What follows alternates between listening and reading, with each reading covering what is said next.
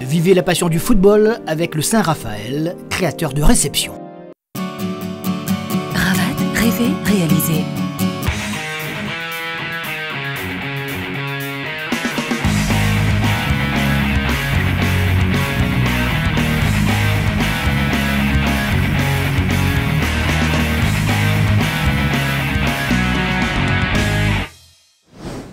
Bonjour et merci de votre présence dans cette nouvelle émission sur le football réunionnais 97.4 Foot. Et on va parler dans un instant de la 12e journée du championnat de première division. Avant cela, on va s'intéresser à l'UCEP, dans la région ouest précisément. Un sujet d'Alexandre Gilles pour 974 TV. L'UCEP, vous le savez, qui propose toutes sortes d'activités sportives au niveau des primaires. Rencontres, dialogues, échanges, vie sociale. C'est tout cela, l'UCEP.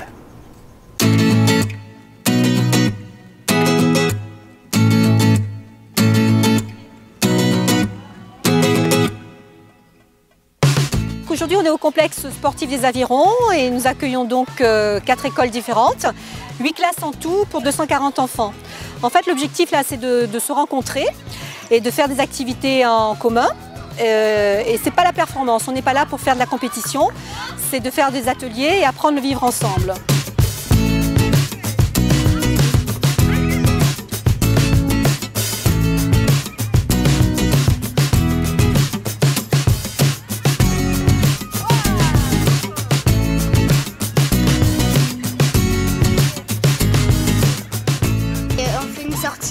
À UCEP, oui.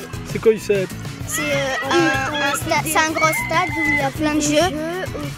Ou sinon visite du sport.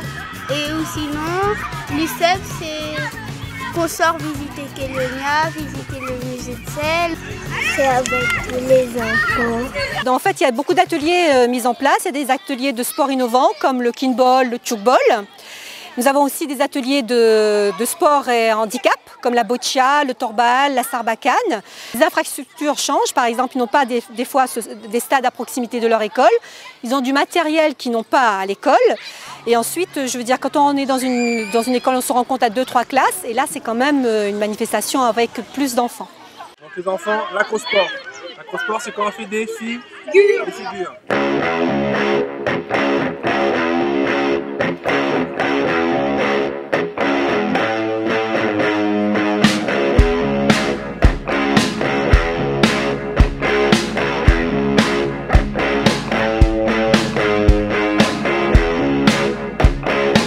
Allez, on fait 2 équipes. Les filles contre les garçons. Allez, on peut essayer. Les filles contre les garçons. Allez, c'est parti, on tire.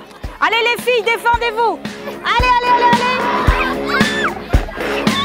Allez, les filles. Allez, les filles.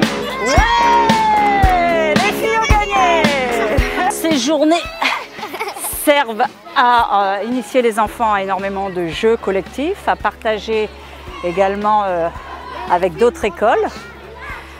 D'échanger, hein, c'est vraiment le but, de coopérer dans des jeux, dans des activités et puis de se faire plaisir également. Toutes les valeurs d'entraide, d'amitié, de partage, les enfants sont obligés de coopérer, de se retrouver ensemble, de partager, d'échanger, d'être en conflit également aussi sur le jeu, mais uniquement sur le jeu. Quand le jeu est terminé, on redevient partenaire. Il n'y a pas encore toutes les écoles qui y participent, mais énormément d'écoles quand même y participent. C'est vrai qu'il faudra encore développer parce que je pense que c'est très intéressant au niveau du partage pour tous les enfants.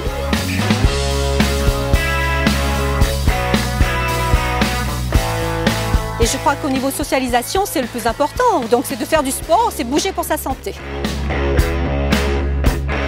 Voilà pour nos jeunes membres. Il va parler maintenant de football et de la 12e journée du championnat de première division à La Réunion et 2 matchs qui se sont disputés hier soir. Tout d'abord, Saint-Pauloise SDEFA.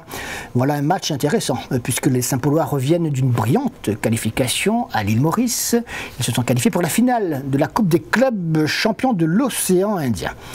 Hier soir, il se frottait dans ce championnat de La Réunion un adversaire qui a perdu un peu de sa superbe tout de même en route. Il s'agit du SDEFA, des Dionysiens, qui sont toujours sereins malgré tout au classement, en tout cas pour l'instant.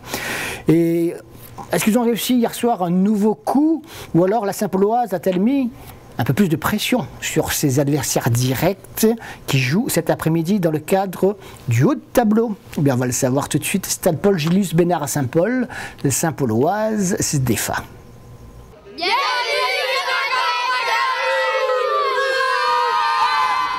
Voilà, les petits ramasseurs de balles de la Saint-Pauloise au service pour cette rencontre entre les Blancs du SDFA et les Bleus de la Saint-Pauloise. Un match, je vous le disais, qui avait une importance particulière selon que l'on se trouve en haut du classement, comme pour la Saint-Pauloise, ou alors en bas du classement, comme l'équipe du SDFA, qui débute ses matchs retour avec un nouveau défi, c'est-à-dire confirmer sa victoire du match aller face à la Saint-Pauloise. Rappelez-vous, en début de saison, c'était l'une des sensations en cette saison 2015. Le SDFA avait battu au stade de la Redoute l'équipe de la Saint-Pauloise. Et bien cette fois, dès la 13e minute, les Saint-Paulois vont prendre leur revanche avant de l'emporter dans cette rencontre. Mais d'abord, ce premier but avec un ballon renvoyé une première fois. Finalement, c'est Damien Espérance qui va trouver sur ce centre la tête de Manrik Tatel pour un but qui permet aux Saint-Paulois d'ouvrir le score. Mais attention, après, ils vont quand même, non pas souffrir, mais en tout cas, ils vont concéder plusieurs occasions nettes pour l'équipe du SDFA.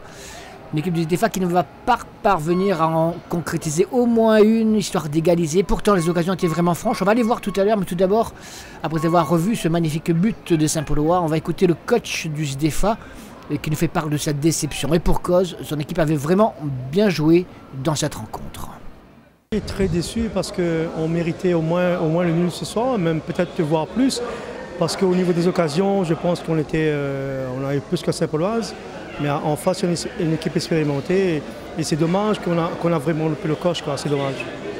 Reprendre les matchs retour comme ça, sur le mental, c'est pas trop bon, non? Non, pour nous, ça nous conforte dans le jeu. On a mis le jeu en place. Et ce soir, je pense que c'est l'une des meilleurs matchs qu'on fait dans le jeu. Et on a été très intéressant, posé à un moment donné, réfléchi. Et les occasions qu'on a, on est allé chercher dans la construction. Et c'est dommage qu'on n'a pas cette finition qui peut aujourd'hui nous faire basculer le match et gagner peut-être aujourd'hui 2-1 ou 3-1. Alors, ces occasions dionysiennes, on va les voir justement, toujours en première mi-temps, comme sur ce coup franc. Une reprise d'Abderrahman Mohamed qui oblige le gardien Mathieu Pelops à un super réflexe. Mathieu Pelops, le gardien, un des gardiens de la sélection de la Réunion qui prépare les Jeux des îles de l'océan Indien. Donc première occasion d'égaliser pour l'équipe dionysienne, elle ne l'a pas saisie. Les consignes continuent donc à être données parfaitement avec Kabedi, véritable métronome, véritable patron au milieu de cette équipe du SDFA qui continue à poser quelques difficultés à l'équipe saint-pauloise qui pourtant est bien en place, n'est pas vraiment inquiétée, mais attention sur cette balle par exemple qui circule parfaitement avec Grondin qui va trouver une solution à l'intérieur pour le même buteur, le même tireur de tout à l'heure et encore une fois duel remporté par Mathieu Pelops, donc deuxième occasion pour l'équipe dionysienne. Et puis une troisième avec cette frappe qui passe un petit peu au-dessus tout de même, mais ça veut dire qu'ils ont tenté, ces joueurs du SDFA. Il n'est pas forcément inquiet, Jean-Sébastien Jaurès, il n'y a pas de quoi, mais pourtant son équipe va donc quelque peu souffrir, même si en seconde mi-temps, regardez, il y a une deuxième occasion très franche pour l'équipe de Saint-Paul, et par le même Manrik Tatel, de marquer un deuxième but et de faire la différence. Donc toujours un but à 0 au tableau d'affichage. Les Dionysiens ont encore une occasion relativement sincère et franche de mettre la panique au sein de cette défense saint-pauloise avant que les Saint-Paulois à leur tour ne se manifestent à la suite de cette petite erreur de la défense dionysienne. Ils s'en sortent avec beaucoup de difficultés. Finalement, superbe intervention de Guillaume Lopp, le gardien de l'équipe du SDFA. On écoute Jean-Maxime, la recrue saint-pauloise. Qui es-tu, d'où viens-tu et pourquoi la Réunion? Qui je suis un métropolitain qui est fiancé avec une réunionnaise et elle avait envie de revenir sur l'île, donc je me suis dit pourquoi pas, et puis comme j'avais plutôt un niveau correct en métropole, je me suis dit pourquoi pas continuer le foot à la Réunion, quoi. C'est là que le football, c'est quoi? J'étais formé à Caen, après je suis allé jouer à Saint-Malo, Granville, Dinan et Saint-Paul. Quelle ambition après quelques semaines de prestations, comment tu te sens? Le truc c'est que je viens de me faire une saison complète en métropole et on a fait un bon parcours en Coupe de France. Donc là la trêve va bien arriver pour moi, pour me ressourcer un peu, mais après ça va, même si je suis un peu fatigué, je pense que la trêve va me faire du bien, je vais revenir plus fort après, quoi. Antoine Razolofo qui remplace Manrique Tatel et la Saint-Pauloise qui mène toujours et seulement, on dira, par 1-0. Une nouvelle occasion d'égaliser pour l'équipe du SDFA. Une action partie encore une fois de très loin avec une belle remontée collective de ce ballon. C'est quand même le fond de jeu de cette équipe dionysienne. Et à nouveau, Abderrahmane qui rate cette fois son face-à-face avec Mathieu Pelops. Il tire à côté. C'était un petit peu précipité peut-être, mais enfin c'est plus facile à dire qu'à faire, alors que Sébastien Cabedi, à cause d'un deuxième carton jaune, doit quitter ses partenaires à une dizaine de minutes de la fin de cette rencontre. À 10-11, le SDFA va finalement encaisser un deuxième but à la suite de ce centre justement de Maxime Jean et cette reprise de Christopher Achelous à bout portant. Christopher Achelous qui est entré à un petit quart d'heure de la fin, 10 minutes de la fin, et qui donc bien concrétise la seule occasion qu'il s'était procurée, même s'il joue en défense. Si vous suivez un peu le football à La Réunion, vous devriez le savoir. Et donc malgré cela, un petit peu à l'instar de ses autres coéquipiers, il était à l'attaque et il permet à la Saint-Pauloise de gagner par 2-0. Non, parce que nous rentre quand même 10 minutes sur la fin, et après bon, comme il est un bâton, 10 minutes c'est assez pour moi marquer le deuxième but qu'il a délivré à nous, parce que t'es quand même mal au point, mais après bon, le plus important c'est la victoire. Une belle affaire finalement là, non? Ouais, pas beau match, mais la belle affaire là, le plus important, comme on dit toujours, c'est la victoire. Après peu importe ce qui se peut se passer après, bon, on retient toujours la victoire, donc après c'est le plus important, si on prend 4 points malgré le nombre d'occasions qu'on a eu, donc voilà. Le prochain match est un match, je dirais, décisif parce qu'on reçoit Bras-Fusil au stade de la Redoute. Donc il ne faudra pas perdre devant Bras-Fusil. Donc après, on ne sait jamais ce qui va se passer. Mais on est prêt pour ce match-là. L'autre match de la soirée s'est disputé à Saint-Leu où les Marsouins, qui ont surpris plus d'un observateur depuis le début de cette saison, accueillaient l'USB. L'USB également, qui en a surpris plus d'un, on est d'accord. Donc cela tombait bien pour un match ouvert et où les points étaient tout de même très très importants. Marsouins de Saint-Leu, USB, c'était hier soir au stade du centre-ville à Saint-Leu. Un stade du centre-ville qui porte un nom maintenant, Cristol Marivent, il faudra s'y habituer. Les Marsouins tout de rouge vêtus, l'USB bleu, blanc, rouge. Donc un match, je vous le disais, important au niveau du nombre de points. Les Marsouins qui ont réussi quelques belles petites performances depuis quelques semaines. Et l'USB qui va de toute façon se retrouver à un moment ou à un autre avec cette même équipe pour éviter la relégation, même s'il y en a d'autres comme la Capricorne, comme l'équipe également de Bras-Fusil ou la Petite Île. Mais enfin, là, si on prend des points, c'est toujours ça de gagner. Et donc, sans doute, un peu d'inquiétude en moins pour l'équipe qui gagnera. Eh bien, c'est l'équipe des Marsouins qui va devoir attendre très très très longtemps avant de concrétiser une occasion. L'USB est très solidaire, vous le voyez. Solidarité également du côté de l'équipe des Marsouins. C'est vrai que ça passe par là, à ce stade de la compétition, dans ces équipes qui n'ont pas forcément les moyens de jouer les tout premiers rôles. Il faut rester solidaire et les coudes serrés. La première occasion pour l'équipe des Marsouins de Saint-Leu. L'intervention d'Alexandre Catran, le gardien de l'équipe de l'USB. L'USB qui va se créer à son tour une bien belle occasion d'ouvrir le score et finalement, tacle irrégulier ou pas, en tout cas l'arbitre n'intervient pas. Un jeu qui se poursuit. L'USB qui va se créer d'autres occasions intéressantes avec cette frappe qui passe à côté des buts de Vinquetas. Toujours 0-0. Des occasions, vous l'avez vu, de part et d'autre, mais rien de bien concret. L'USB donc qui n'a pas dominé cette rencontre avec cette frappe de David Martin qui passe au-dessus des buts de l'équipe Saint-Lucienne. On n'a pas hésité, vous l'avez vu, à tenter sa chance de part et d'autre. 0-0, ce sera le score à la mi-temps. L'USB a toujours un bon coup à jouer, les Marsouins également, ce d'autant que cette rencontre se joue à domicile. Des Marsouins qui vont avoir l'occasion d'ouvrir le score. Ici, finalement, c'est la transversale qui sauve Alexandre Catran, le gardien de l'USB. Les minutes s'écoulent. Bendouma tente désespérément de souffler une solution à ses partenaires, à ses joueurs. Eh bien, cette solution va peut-être venir ici avec le feu follet Gévia qui s'infiltre, mais qui, à la finition, n'a pas la même réussite que ce tripotage qu'il avait fort bien réussi au milieu de la défense de l'USB. Toujours 0-0, je vous le disais.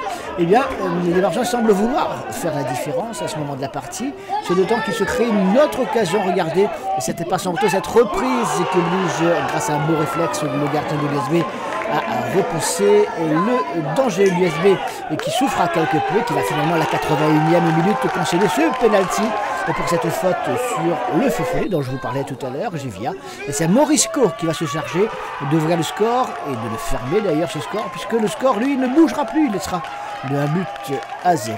Victoire importante, 4 points importants pour les Martiens. L'USB peut se montrer très très déçu, non pas de sa prestation mais du résultat. Ils ont raté quelque chose. On va terminer comme d'habitude par le rappel des résultats enregistrés hier soir à l'occasion de la 12e journée du championnat et de première et de deuxième division. On y va. Et en première division, vous voyez donc ces 3 résultats des matchs de samedi soir. La Saint-Pauloise, on l'a vu, a battu le SDFA 2 buts à 0. Les Martiens ont gagné également face à l'USB un but partout. Puis la Saint-Pierroise a été tenue en échec par la Petite Île. C'est pas une bonne opération pour les Saint-Pierrois. Les autres matchs cet après-midi, dont Sainte-Marienne, Jeanne d'Arc en deuxième division régionale. Notez que les Avirons Saint-Denis Football Club n'ont pas joué, problème d'éclairage. Et puis l'Auxerre Léopard et l'AF Saint-Louis ont fait match nul, 1 but partout. On se retrouve demain soir dans 97.4 Foot Plus pour un panorama plus complet sur le football local. En attendant, passez une excellente après-midi. Rendez-vous demain soir, 21h. Salut!